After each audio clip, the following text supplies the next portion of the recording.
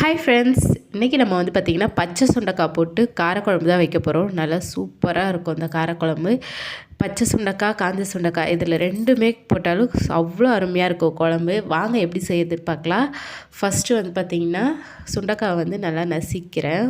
ரொம்ப நசுக்கக்கூடாது, ஒன்று ரெண்டாக நசுக்கி அதை வந்து நம்ம தண்ணியில் போட்டு அலசி எடுத்துக்கலாம். ஒரு டைம் தான் அலசணும், ரொம்ப போட்டு அலசக்கூடாது. அதில் இருக்கிற சத்துலாம் போயிடும். இப்போ இதை வந்து எடுத்து வச்சுக்கலாம். அலசந்த ஒரு ஓரத்தில் வச்சுட்டு இப்போ வந்து நம்ம வந்து எப்படி செய்யுதுன்னு பார்க்கலாம். இப்போ பார்த்திங்கன்னா நான் வந்து அடுப்பில் தான் வந்து செய்ய போகிறேன். இப்போ வந்து கொஞ்சமாக தேவையான அளவுக்கு எண்ணெய் வந்து ஊற்றிக்கிறேன். வெங்காயம், தக்காளி, பச்சை மிளகாய் இதெல்லாம் பூண்டு எல்லாத்தையும் கட் பண்ணி ஒரு பக்கமாக வச்சுட்டு அடுப்பில் செய்கிறதுனால டக்கு டக்குன்னு போடுறதுக்காக எடுத்து வச்சுருக்கேன். பார்த்திங்கன்னா கொஞ்சமாக வந்து கடுகு போட்டுக்கலாம். அதுக்கப்புறமா கொஞ்சம் வந்து வெந்தயம் போட்டுக்கிறேன். 10 பல்லு பூண்டு வந்து சேர்த்துக்கிறேன். 2 வெங்காயம் வந்து கட் பண்ணி வச்சுருந்தேன், பொடி பொடியாக கட் பண்ணி வச்சுருந்தேன், அதையும் வந்து சேர்த்து வதக்கிறேன். 2 பச்சை மிளகா, கொஞ்சம் கருவேப்பிலை அதையும் சேர்த்து இது கூட வதக்கலாம்.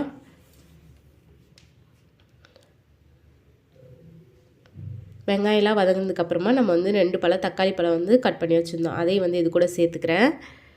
சேர்த்து வெங்காயம் தக்காளி எல்லாத்தையும் ஒன்றா சேர்த்து வதக்கி விட்டுக்கலாம். வெங்காயம் தக்காளியெல்லாம் நல்லா வதங்கட்டும். அதுக்கப்புறமா நம்ம வந்து பார்த்திங்கன்னா சுண்டைக்காய் வந்து சேர்த்துக்கலாம். பச்சை சுண்டைக்காவை வெங்காயம் தக்காளி வந்து பார்த்திங்கன்னா நல்லா வதங்கிடுச்சு. இப்போ வந்து நம்ம வந்து அலசி வச்சுருக்க இந்த சுண்டைக்காவை எடுத்து இதில் போட்டு நல்லா வதக்கிக்கலாம்.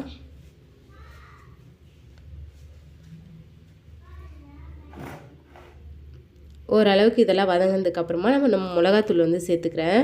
நான் வந்து 3 ஸ்பூன் மிளகாத்தூள் வந்து சேர்த்துக்கிறேன்.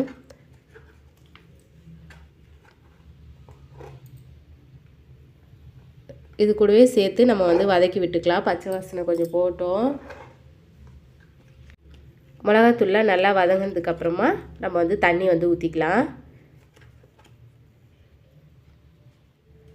தேவையான அளவுக்கு தண்ணி ஊற்றிட்டு நல்லா கொதிக்க விடணும். தேவையான அளவு உப்பு கொஞ்சம் சேர்த்துக்கலாம். நம்ம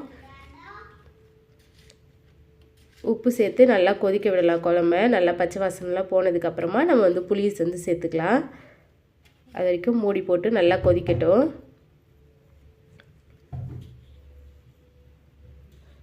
நல்லா கொதிச்சிட்ருக்கு குழம்பு. இப்போ வந்து நம்ம வந்து புளியை வந்து கரைச்சி இதில் சேர்த்துக்கலாம். இந்த குழம்புக்கு வந்து பார்த்திங்கன்னா கொஞ்சம் புளிப்பாக இருந்தால் தான் குழம்பு வந்து ரொம்ப நல்லாயிருக்கும் டேஸ்ட்டாக. நம்ம வந்து பார்த்துட்டு எவ்வளோ புளி தேவையோ அதுக்கு தகுந்த மாதிரி ஊற்றிட்டு மீதி பத்தலைனா இன்னும் கொஞ்சம் ஊற்றிக்கலாம். நான் வந்து கரெக்டாக தான் எடுத்து வச்சுருந்தேன் புளி. ஊற்றி நல்லா கொதிக்குது பாருங்கள். நல்லா கொதித்து இந்த நல்ல வாசனை உங்களுக்கு கொதிக்கிறப்பே வந்து பார்த்திங்கன்னா அந்த பச்சை சுண்டைக்காய் வாசனை அவ்வளோ வாசனையாக இருக்கும். இந்த குழம்பு பார்த்திங்கன்னா சாப்பாடில் சூடாக போட்டு சாப்பிடும்போது சூப்பராக இருக்கும். இது மறுநாள் வரைக்கும் வச்சு சாப்பிட்டீங்கன்னு வச்சுக்கோங்களேன், நல்லா சூடு பண்ணி சாப்பிட்டா அவ்வளோ டேஸ்ட்டாக இருக்கும் குழம்பு. பார்த்திங்கன்னா குழம்பு வந்து சூப்பராக ரெடி ஆகிடுச்சு. அவ்வளோதான், ரொம்ப சிம்பிள் தான் இந்த சுண்டைக்காய் குழம்பு. இந்த வீடியோ உங்களுக்கு பிடிச்சிருந்ததுன்னா லைக் பண்ணுங்கள், ஷேர் பண்ணுங்கள், கமெண்ட் பண்ணுங்கள், மறக்காமல் சப்ஸ்கிரைப் பண்ணுங்கள். தேங்க்யூ.